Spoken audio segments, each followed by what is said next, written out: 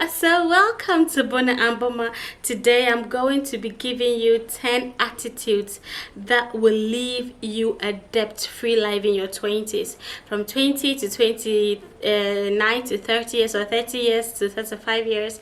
These are the years that we tend to make a lot of mistakes in financial aspects. So today I am just trying to tell you some of the things I did as a young adult or in my 20s so that I was able to live a debt-free life. Okay, so one is have the attitude of buying something that will give you money. There's a saying that we use money to get money. So what are you buying that isn't giving you money? Maybe Brazilian hair. What are you going to do with the Brazilian hair to get you money? You are buying an iPhone 13 or 12 Pro Max or 14 Pro Max. What are you going to use that phone for to give you money at the end of the day? You are going to buy shoes, dress. What is it that you are going to... We're talking about finances here, right? So what are you buying with your money? What are you getting in return? Are you going to wear that dress to an occasion? You know, like an interview? Are you going to wear that dress and you've been called to talk about something? Like, what are you going to use that dress for? Or you're just going to wear it and go to church? Maybe that's just it. But there are things that you need to buy that will give you money in return. So have the habit of buying things that will get you back your money in a short period of time, or even if it's going to be within a year. Make sure that what you are putting in is getting out with returns. The next thing I want to talk about is save. This 80-10-10 principle is very good. That is, when you get your salary, you would save 10 cedis, you save 10%, you give tithe 10%, and the 80% you know what to do with the rest of it. At least at the end of the day, at the end of the month, you should save. You should put something there, even if it's 5 cedis. I remember I had a susu box because I wasn't paid. Okay, I wasn't working. I was a student, so I had a susu box, and then I will put in coins on 5. Guess what? It helped in a rainy day. It really did help me a lot. So try to put something down. Don't say that I don't have enough, and when it comes I'll start to save. Guess what? When it start coming, you will not still save because you've not have that habit. It's not a behavior. Okay, so it becomes difficult to save. And sometimes later, when I started working and receiving money, I was even to past this 10-10-80%. I even was saving up to half of my money, and then the half of it I used for what I wanted to do, which was a good thing. I never went into debt. The third thing I want to talk about is buy what you need. It helped me a lot. Maybe because I didn't have money as a young adult, that's why I only bought what I needed. I hardly buy things I don't need. Even now I'm married, I'm very comfortable. I never buy things I don't need. Some people are there when they go to the market. Oh, this thing is nice, let me buy. Oh, this thing, oh, this hair, look. I made up myself. I just told myself I will never buy hair accessory because I don't use hair accessory. No matter how nice it is, when I buy it once, that ends it. I don't use it anymore. So hair accessories and all kinds of things. But watch, I love watches. I have a lot of watches. That's what I love, and that is what I need. So I buy watches as at when I need them.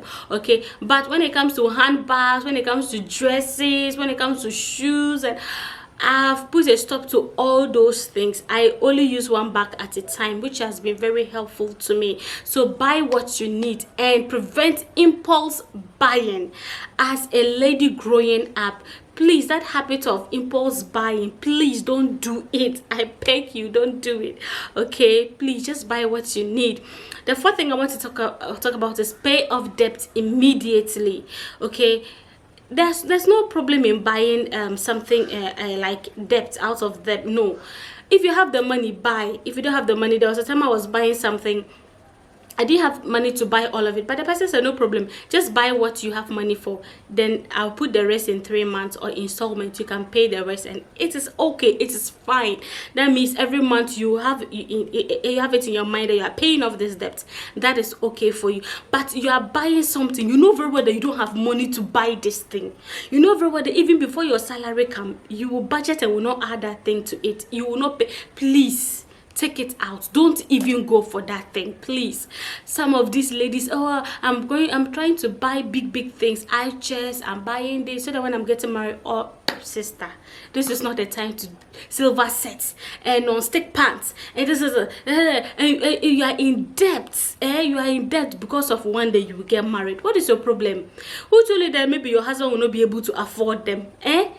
So buying things that you don't need just because it's for tomorrow's sake, it's not worth it, okay? Except of course you are buying to sell, no problem. But if you are just buying to keep them because you think you are getting married, or you think this, or you think no, please, it is not necessary. But even if you are buying that way, make sure that you have a payment plan that you pay immediately. It shouldn't carry you 6 months. It shouldn't carry you 1 year, 2 years. Some people got 3 years, they're still owing. And it's so draining. Please, it is not worth it. Okay. So if you also have money, you want to buy a car, I would prefer that as a young person like me or you, please buy a used car. There's no need buying a brand new Toyota, Hyundai, or whatever. There's no need for you to buy an original new car. Terrible. It's just, there's there's no need for you to do that. Kindly rent or buy a used property. That way it will be better for you. You will not have a long payment plan and like mortgage and all those things and all. No. This is not the time for you to get all those things. Work for a while, gather your money, go and buy what you want to buy. But for now, to live a debt-free life, you don't need those things. You don't need brand new car, brand new this, brand new that. There are very used items in the market that will really service you for a really long time or long period of time. I also want to talk about doing side hustles. Side hustles are very important for a young adult or somebody in your 20s. You don't have children, you are not married. I mean, you are free, you have all the freedom to yourself, you have all the time to yourself. This is the time to do your movements, your here and there, to run around and get side hustles. Okay, sell dresses, sell underwears, braziers, shoes, belts, sell food, fast food, sell drinks, local drinks, learn a trade, learn a skill, a decorator, a hairstylist.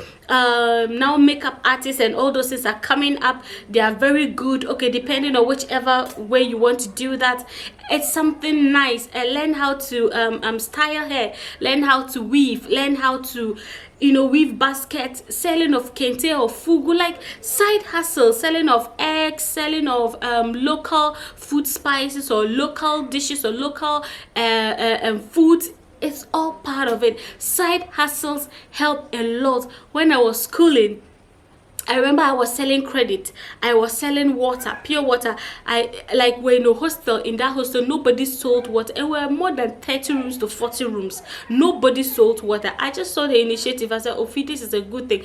Let's just call those who sell the water. Let them come and pack everything to us. We will pay half. Then we sell. We take our profit. Then the rest of the half, we give it to them. And it was lucrative. We did it for 2 years. And it was at the end of the day, we will not even have anything. But when we go to the box where we keep them, we realize that wow, we have enough to eat and even to spare. And till today, we are still doing Bono and Boma food supplies. We have our food business alongside, and once in a while we chip in new things to sell. It's okay. It might not be going perfectly and like a booming business, but at the end of the day, you can always stand like this to pick something from the box to do something for yourself, which will help you not to be dependent on your parents or to try to get a boyfriend or a girlfriend just because you want to survive, just because of your food. It is not worth it. So I can also talk about consulting a professional financial advisor. When I was in my 20s, I never spoke to any financial advisor about money. Can you imagine?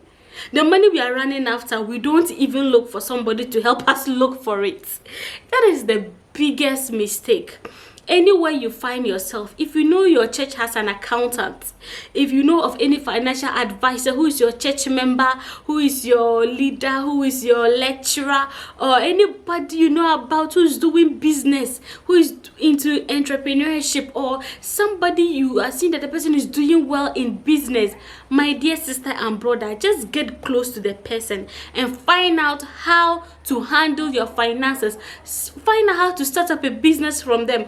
Seeking professional financial advice advice is the best thing that you could ever count upon, or experienced people into business. If you want to go into something, okay, get the people who are interested in me. I want to do it big.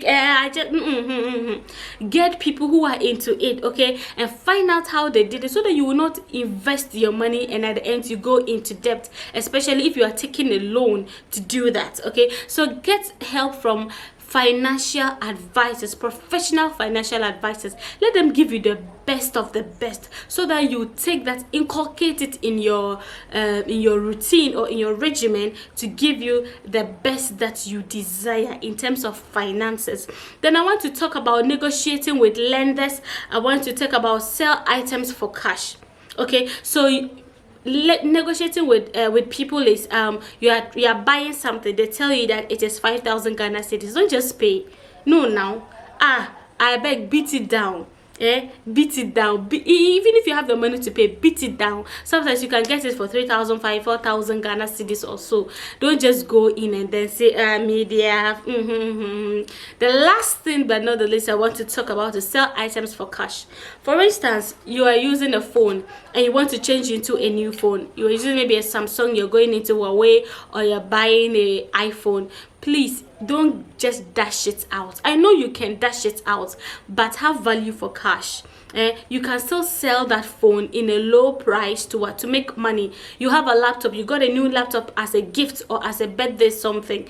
You can sell the old. Why are you keeping the two? What are you going to use the two for now? You can sell, put it out in the market for a low price or for a good price for your item. Value for item, very important. So sell your personal belongings for cash if you do not need them. But if it dawns on you to give it out to people, to bless somebody with it, who am I to say you shouldn't? But on the other hand, you should be able to sell your things for cash, or your items for cash. So these were the things I did that in my 20s I never owed anybody. Owing people, it's a burden. It's always a burden on my head when I'm owing somebody. I don't have confidence when I'm owing somebody. Anything I do and I put up, I'm like, by now this person is seeing that I'm owing a person, So I never want to owe anybody. So these were the things I did. I was content with myself. I lived within my means. I did not do anything overboard just because of pressure, just because of peer pressure and all those things going on in societies. Please have a blind eye towards all those things, okay? And just live with what you have. And I tell you, you will end your 20s not even owing anybody with one peso. I promise you that this will really be of help to you. So thank you so much, and God bless you, and have a wonderful day. Bye.